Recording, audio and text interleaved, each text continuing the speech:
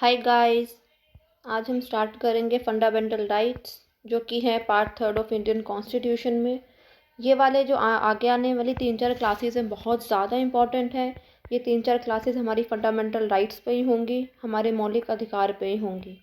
ध्यान रखिएगा, हम जो आज़ादी से जी पा रहे हैं, बोल पा रहे हैं, सरकार के खिलाफ बोल पा रहे हैं, अपनी मनमर्जी का कर पा रहे हैं, ये फंडामेंटल राइट्स की ही देन है। अगर हमारे संविधान में मौलिक अधिकार नहीं होते तो शायद हमें इतनी आज़ादी नहीं हो पाती कि हम अपनी लाइफ अपने हिसाब से जी सकें। कुछ नेशंस में आपको पता है ये सरकार के खिलाफ बोलने की अनुमति भी नहीं है। सरकार के खिलाफ बोलते हैं उनका क्या हाल होता है लोगों का, वो सब आपको पता है। मैं किसी भी देश का नाम नहीं लूँगी, आप लोग समझदार हैं, आपको पता होगा। तो हम प्रोसीड करते हैं। बहुत ज़्यादा इंपॉर्टेंट लेक्चर्स हैं ये, तो ध्यान से देखिएगा। तो सबसे पहले हम देखते हैं कि अधिकार क्या होते हैं, मतलब अधिकार कितने टाइप्स के होते हैं। राइट्स हमारे 2 टाइप के होते हैं, एक संवैधानिक मतलब कॉन्स्टिट्यूशनल। अधिकार 2 टाइप के होते हैं, राइट्स 2 टाइप के होते हैं, कॉन्स्टिट्यूशनल राइट्स और एक स्टैट्यूटरी राइट्स। कॉन्स्टिट्यूशनल राइट्स वो होते हैं जो हमारे संविधान में मेंशन है, जो हमारे संविधान में लिखे गए हैं। वहीं स्टैट्यूटरी राइट्स वो होते हैं जो पार्लियामेंट बनाती है या फिर कोई स्टेट लेजिस्लेचर है वो बनाती है एक्ट से। ठीक है, ये बेसिक डिफरेंस याद रखिएगा। और फिर आगे कॉन्स्टिट्यूशनल राइट्स 2 टाइप के होते हैं, फंडामेंटल राइट्स यानी कि मौलिक अधिकार और एक्स्ट्रा कॉन्स्टिट्यूशनल राइट्स। तो फंडामेंटल राइट्स वो वाले राइट्स होते हैं जो संविधान के पार्ट 3 में मेंशन है। पार्ट 3 ऑफ इंडियन कॉन्स्टिट्यूशन में कौन से आर्टिकल आते हैं? आर्टिकल 12 से लेके 35 तक। ठीक है, तो ये बेसिक डिफरेंस है। फंडामेंटल राइट्स वो वाले राइट्स होते हैं, वो संवैधानिक राइट्स होती हैं जो हमारे संविधान के पार्ट 3 में मेंशन है। और बाकी जो कुछ ऐसे राइट्स हैं जो पार्ट 3 में मेंशन नहीं है संविधान के, वो संवैधानिक राइट तो कहलाए जाएंगे, कॉन्स्टिट्यूशनल राइट्स तो कहलाए जाएंगे, पर वो फंडामेंटल राइट्स नहीं कहलाए जाएंगे। उनको हम एक्स्ट्रा कॉन्स्टिट्यूशनल राइट्स कहेंगे, क्योंकि हमारे मौलिक अधिकार सिर्फ वो अधिकार हैं जो पार्ट 3 ऑफ इंडियन कॉन्स्टिट्यूशन में मेंशन है। तो बाकी पार्ट जो इंडियन कॉन्स्टिट्यूशन के पार्ट 3 में मेंशन नहीं है वो एक्स्ट्रा कॉन्स्टिट्यूशनल राइट्स कहलाए जाएंगे। ठीक है, जैसे राइट टू प्रॉपर्टी हो गया। राइट टू प्रॉपर्टी पहले फंडामेंटल राइट था, बाद में उसको अमेंडमेंट करके फंडामेंटल राइट से हटा के किसी दूसरे आर्टिकल में किसी दूसरे पार्ट में रख दिया, तो उसको हम एक्स्ट्रा कॉन्स्टिट्यूशनल राइट बोलेंगे। बेसिक डिफरेंस समझ आ गया। तो हम आगे बढ़ते हैं।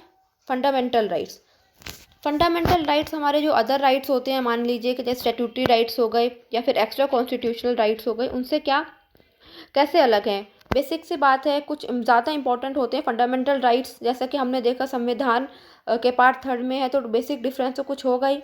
तो फंडामेंटल राइट्स जो होते हैं वो कैसे डिफरेंट होते हैं वो देखते हैं।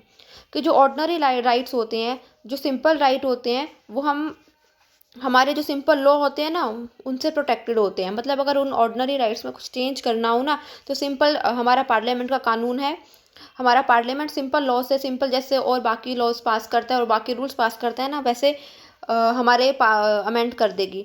वहीं अगर हमें फंडामेंटल राइट्स में, संवैधानिक राइट में कोई चेंज लाना हो, उनमें संशोधन करना हो, तो वह हमारे संविधान में संशोधन करने की ज़रूरत पड़ेगी, तब जाके हमारे फंडामेंटल राइट्स में कुछ अमेंडमेंट हो सकती है। ध्यान रखिएगा। ठीक है, ऑर्डिनरी जो राइट्स होते हैं, लीगल राइट्स होते हैं, वो सिंपल हमारे पार्लियामेंट जो है ऑर्डिनरी लॉ पास करके उनमें चेंज ला सकती है। वहीं हमारे संवैधानिक राइट होते हैं, संवैधानिक राइट हमारे संविधान में, प्रॉपर संविधान में अमेंड करके, प्रॉपर संविधान में संशोधन लाके, तभी उनमें जो कुछ संशोधन है वो हो सकता है। इसमें लिखा भी हुआ है, ordinary rights may be changed by the legislature by ordinary process of law making, but a fundamental right may only be changed by amending the constitution itself. जाहिर सी बात है, हम मौलिक अधिकार बचपन से सुनते आ रहे कि ये हमारा मौलिक अधिकार है, इतने इंपॉर्टेंट है, तो सिंपल सी बात है, सिंपल तो चेंज करने जाएंगे, कुछ स्पेशल प्रोसीजर ही होगा उनको चेंज करने के लिए। तो बहुत इंपॉर्टेंट चैप्टर है, पढ़ते हैं। अब हमारा चैप्टर स्टार्ट होता है फंडामेंटल राइट्स। ठीक है, फंडामेंटल राइट्स कौन से पार्ट में आते हैं? इंडियन कॉन्स्टिट्यूशन के पार्ट 3 में। पार्ट क्या होते हैं? डिफरेंट चैप्टर्स होते हैं। ठीक है, पार्ट 2 में हमारी सिटीजनशिप आती है, वो एग्जाम परस्पेक्टिव से इतनी इंपॉर्टेंट नहीं है, तो मैं नहीं पढ़ाऊंगी। पार्ट 3 बहुत इंपॉर्टेंट है, तो पूरा पार्ट पढ़ेंगे, पूरे फंडामेंटल राइट्स पढ़ेंगे 3-4 क्लास में आराम से। इसमें कहाँ से लेके कहाँ तक आर्टिकल आते हैं? 12 से 35 तक। तो जो फंडामेंटल राइट्स आर्टिकल 12 से 35 में होंगे, या फिर जो हमारे कॉन्स्टिट्यूशनल राइट्स आर्टिकल 12 से 35 में होंगे, उनको हम फंडामेंटल राइट्स बोलेंगे।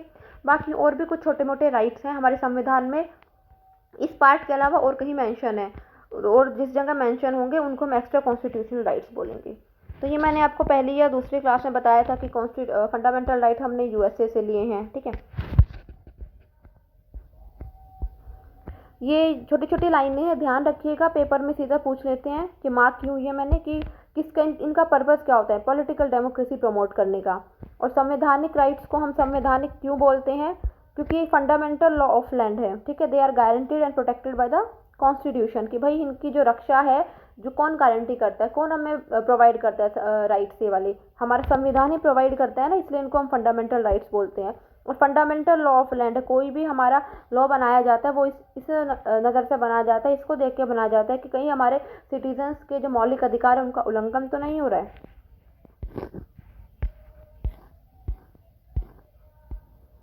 अब मैंने बताया था कि जब हमारा संविधान लागू हुआ था तो 7 फंडामेंटल राइट्स थे, right to equality, right to freedom, right against exploitation, right to freedom of religion, cultural and educational right, right to constitutional remedies and right to property.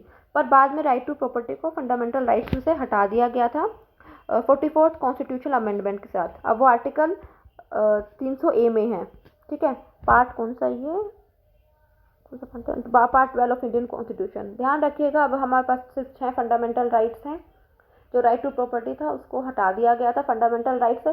अब राइट टू प्रॉपर्टी जैसे कि part 3 में नहीं है, पर फिर भी ये हमारा एक्स्ट्रा कॉन्स्टिट्यूशनल राइट है, ठीक है, क्योंकि संविधान के पार्ट 12 में मेंशन है, that is under article 300A। तो right to property fundamental right तो नहीं है, पर एक्स्ट्रा कॉन्स्टिट्यूशनल राइट है। तो हम फीचर्स पढ़ते हैं कि क्या क्या विशेषताएं होती हैं हमारे फंडामेंटल राइट्स की। ये फीचर्स भी सीधे सीधे पूछ ले जाते हैं, तो हमें सिर्फ ये याद नहीं करना है कि हमारे फंडामेंटल राइट्स कौन कौन से हैं। जैसे कि ये जो हमारे 6 फंडामेंटल राइट्स हैं ना, इनको हम आगे अच्छी तरह डिस्कस करेंगे। हमें सिर्फ इनके बारे में नहीं पढ़ना है, हमें बेसिक फीचर्स भी पता होने चाहिए, पेपर में सीधा पूछ लिया जाता है। तो फंडामेंटल राइट्स के हमारे बेसिक फीचर्स क्या हैं कि कुछ तो सिर्फ सिटीजन्स के लिए अवेलेबल हैं, जो भारत के नागरिक होंगे सिर्फ उनके लिए। बाकी और कुछ फंडामेंटल राइट्स हमारे फॉरेनर्स के लिए भी, इंडियन सिटीजन्स के लिए भी अवेलेबल है, उनकी लिस्ट मैंने आगे दी हुई है। They are not absolute but qualified, कि भाई ये नहीं है कि हमारे पास फंडामेंटल राइट्स है तो हम कुछ भी कर सकते हैं। हमारी सरकार कुछ रिस्ट्रिक्शंस लगा सकती हैं, रीजनेबल होने चाहिए वो रिस्ट्रिक्शंस आगे मेंशन है। जैसे हम एक एक फंडामेंटल राइट पढ़ेंगे उनमें बताते जाएंगे।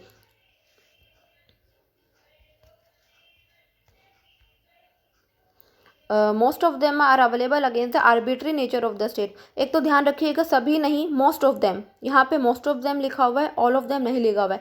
Against the arbitrary nature of state की मतलब स्टेट अपनी मनमानी ना कर सके, कि मतलब अगर सरकार हो गई तो अगर हमारे पास फंडामेंटल राइट्स नहीं होते तो वो कुछ भी कर सकती थी, कि भाई अपने हिसाब से कुछ भी रूल बना देती बिना सिटीजन्स का ख्याल किए। तो most of them are available against the arbitrary nature of the state. Some of them are negative in character while some of them are positive in character, कि भाई कुछ तो नेगेटिव हैं, कुछ लिमिटेशंस लगाते हैं सरकार पे, स्टेट पे, और आगे कुछ जो है पॉजिटिव है, कि भाई कुछ पॉजिटिव का मतलब ये कि कुछ हमें कुछ सिटीजन्स को प्रिविलेजेस प्रोवाइड करते हैं, ठीक है, सिटीजन्स को प्रिविलेजेस प्रोवाइड करते हैं कि तुम ये काम कर सकते हो।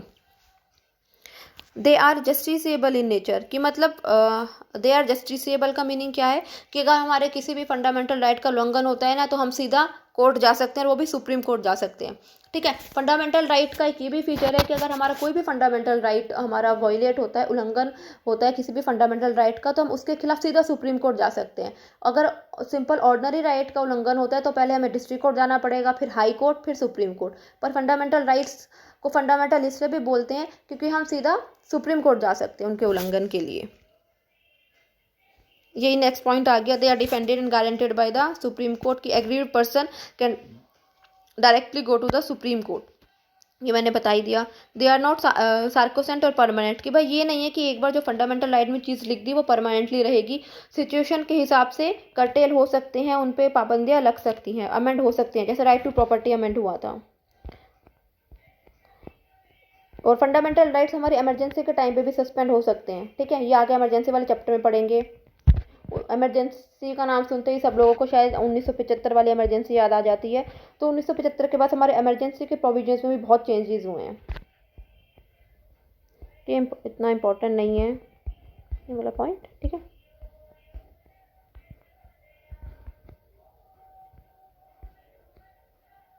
ठीक है। एक ये point important, most of them are directly enforceable nature. यहाँ याद रखिएगा मोस्ट ऑफ देम लिखा हुआ है, ऑल ऑफ देम या सम ऑफ देम, तो मोस्ट ऑफ देम कि ज़्यादातर फंडामेंटल राइट्स ऐसे हैं कि हमारी जो लेजिस्लेचर है, हमारी संसद है, उसको कोई प्रॉपर या पर्टिकुलर लॉ नहीं लाना पड़ता कि भाई फंडामेंटल राइट को देने के लिए या फिर फंडामेंटल राइट को इन्फोर्स करने के लिए। पर हाँ, कुछ कुछ ऐसे फंडामेंटल राइट्स हैं, कुछ राइट्स हैं, सिर्फ कुछ ही एक राइट्स हैं जिनको इन्फोर्स करने के लिए हमारे संविधान को एक प्रॉपर लॉ बनाना पड़ता है कि भाई जिनको लागू करने के लिए हमारे संविधान को संसद को प्रॉपर रूल बनाना पड़ता है। बाकी जो ज़्यादातर फंडामेंटल राइट्स है वो अपने आप ही इन्फोर्सेबल है, वो अपने आप ही लागू हो जाते हैं।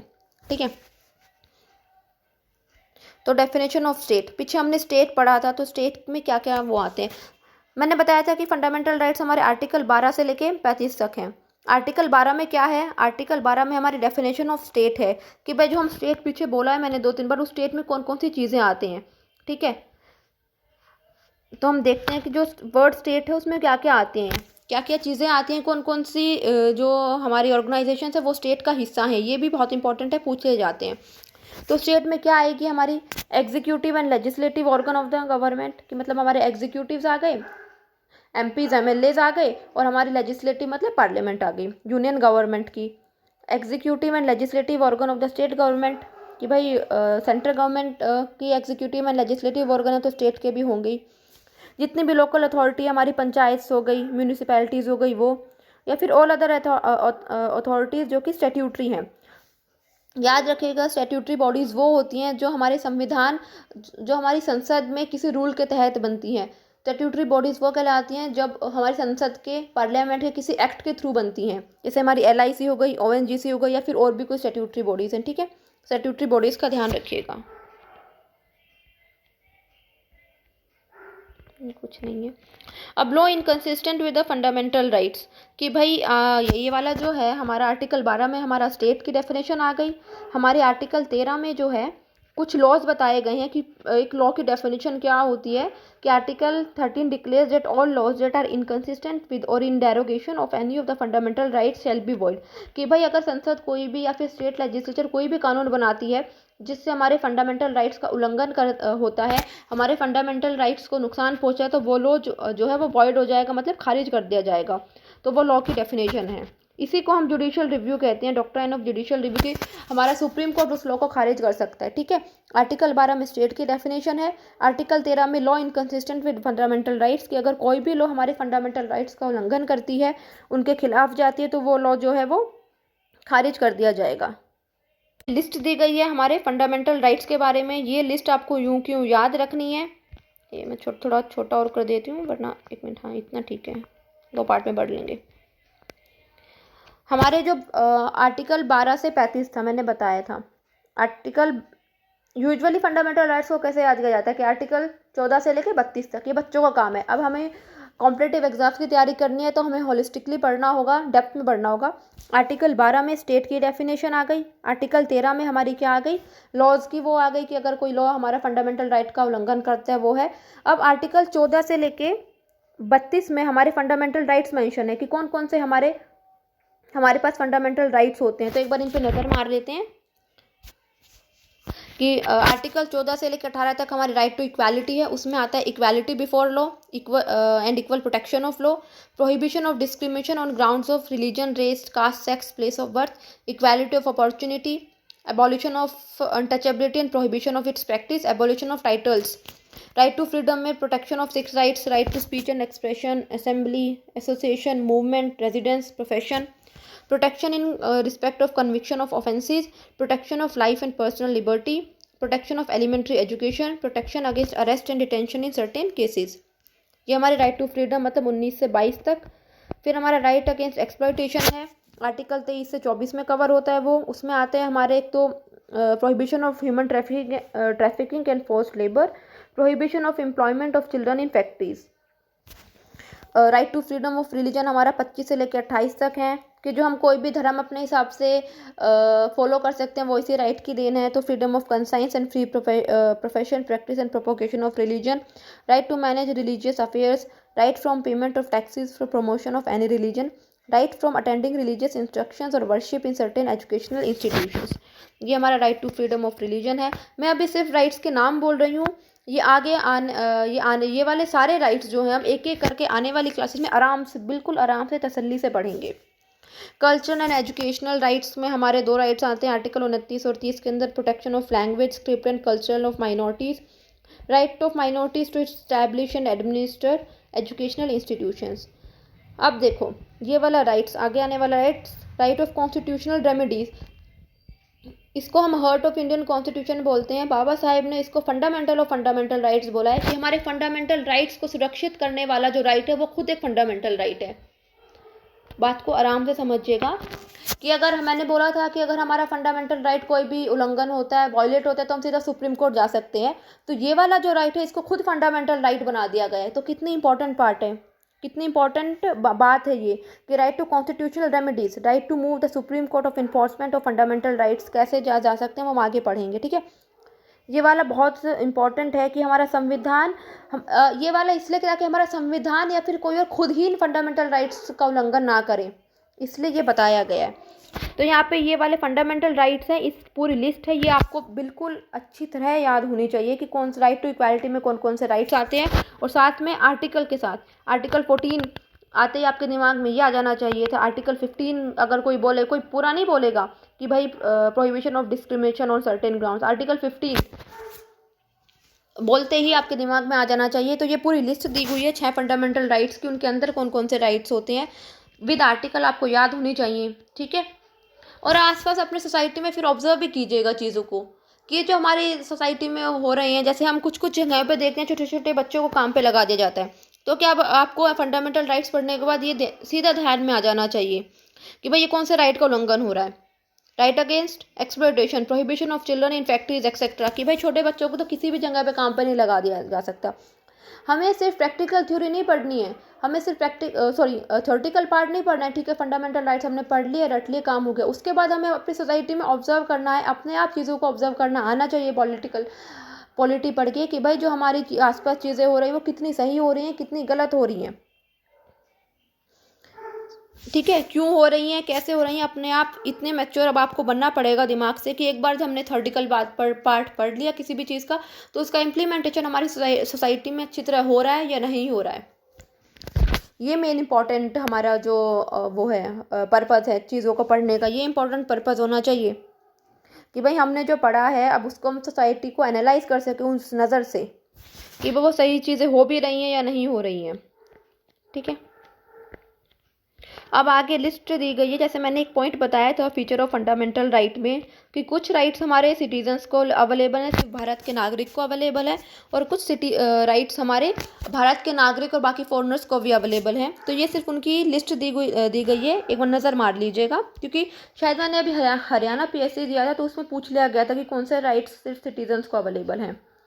पूरा मत याद रखिएगा, सिर्फ article 15, article 16, article 19, article 29, article 30, फिर सिर्फ ये याद रखिएगा। बाकी ये सारी चीज़ें आपको याद हो जानी चाहिए कि आर्टिकल 15 के अंदर क्या आते हैं, आर्टिकल 16 के अंदर क्या आते हैं। ठीक है, तो ये वाले राइट्स हमारे 15, 16, 19, 29, 30 सिर्फ सिटीजन्स को अवेलेबल है। इनके अलावा बाकी जो भी राइट्स है ना वो हमारे सिटीजन्स और फॉरेनर्स सबको अवेलेबल हैं।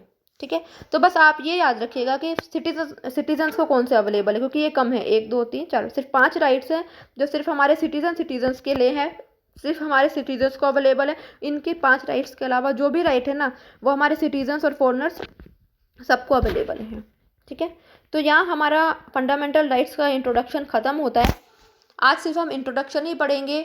ठीक है, अब हमारा जो फंडामेंटल राइट्स है उनको एक एक फंडामेंटल राइट को हम आराम से डिस्कस करेंगे आने वाली क्लासेस में।